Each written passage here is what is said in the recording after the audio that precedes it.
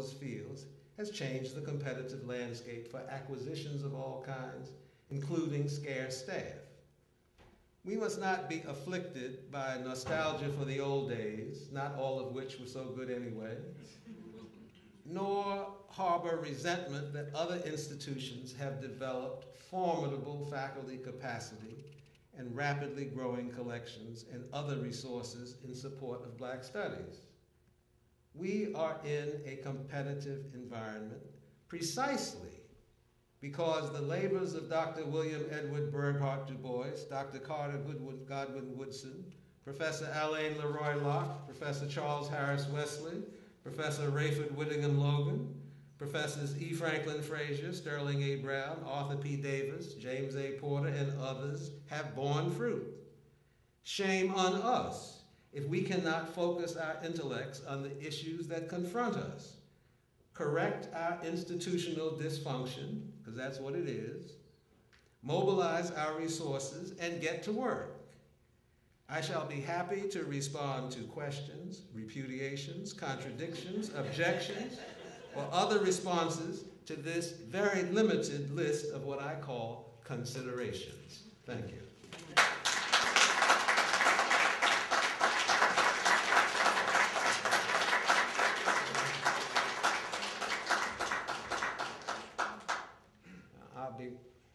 We do not have to be super duper formal, so I will, you don't have to ask the moderator and then the moderator tells me what you just said. If you will just state anything you wish, ask any question, make any comment, because my hope was that I would say at least a few things that would rouse a response, because this is Howard, and I have never heard of anybody speaking and then there weren't serious reservations, spoken or unspoken, so I'm glad to take them. Mr. Dr. Winston, I'm curious, the effort that's underway here now, I'm curious, do you see a role for yourself in that effort in terms of, and what would that role possibly be? Especially in light of, I mean, you have the experience of the old, this is how do you see yourself? How could that possibly work? Well, the short answer is no, I do not see myself having a role for lots of very good reasons. There are officers of the university who have the role to carry out that I used to carry out. There are faculty here who know the situation, and I don't. I have been away from this campus for 20 years. I am glad to respond to particular discrete things. So when I was asked to come here today, I'm here. But what is at stake here has to be grasped by the people who are here now. And I think the role of anyone in my situation is uncle or godfather or something, but not mafia godfather. This is godfather as in, I will do what I can to help things along. But what I am talking about requires something that we have not been able to manage for many, many years. And that is authentic faculty cooperation with each other across departments. Authentic cooperation of the faculty with the administration. For many years, Howard was called the War College on the Hill because every president that came here was not here for very long before there was organized effort to move that president out. Now, one of the best parts of my education was I heard from faculty, Mordecai Johnson, terrible president, terrible president.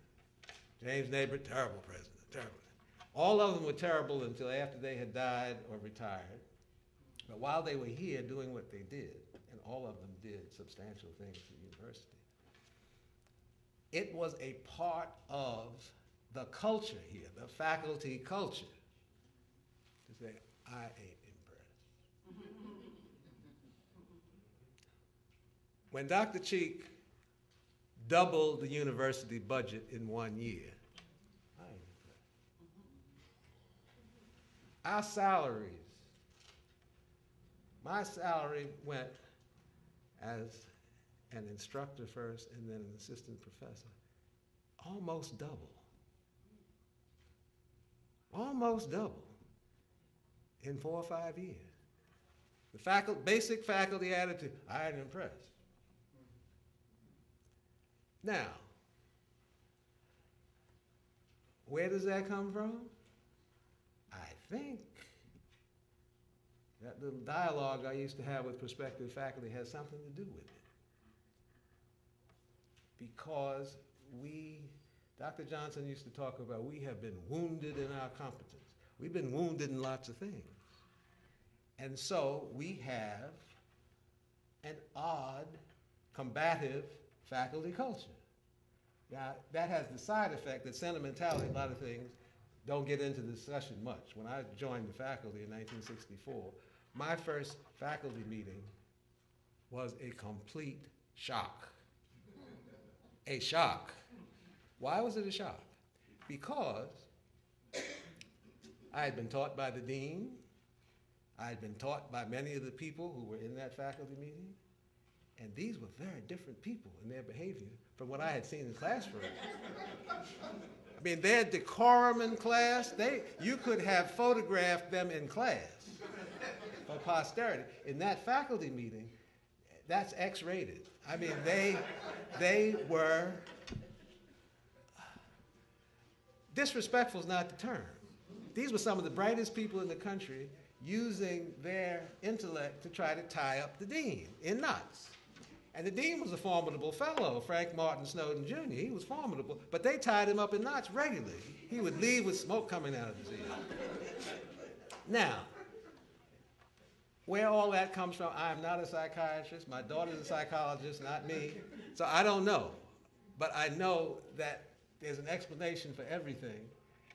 And our institutional culture has been adversarial.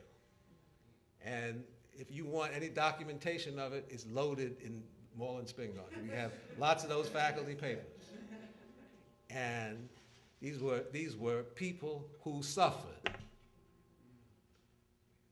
And many things they never got over. And that creates certain things. Now, what I am hoping is that our current situation is serious enough for that culture grip to finally be broken. Because if it's not, we've got an impossible situation. Now, what do I have in mind? When I said the university has too much program, I do not mean what a government official meant. And I'll tell you this story. When Dr. Carlton Alexis was acting president, some government officials came to see him. And I was still vice president of academic affairs. And this official said, Dr. Alexis, Howard has such expensive academic programs, just too many of them. So Dr. Alexis was very, very calm. He said, well, what do you have in mind? The first thing he said was medicine. Now, we're not talking about duplication, and we're not talking about what I'm talking about. There are serious people in the United States with serious responsibilities that think Howard doesn't need medical school, doesn't need law school. Just as that trustee was talking about a college, for a lot of people, college is fine. That's okay. Now, the current situation is that we have enormous duplications. How did that happen? When the university was expanding so rapidly, every department was encouraged to add courses, to develop things. We could now have stronger programs with cooperation across departments. There are many courses offered that are almost direct duplications. In other cases, we could combine those courses, make them better, rather than, so when you're talking about ending that kind of duplication, you're not taking anybody's job away or anything of the sort. You're making more effective use of your resources. We have some degree programs that we will never be able to support adequately. The question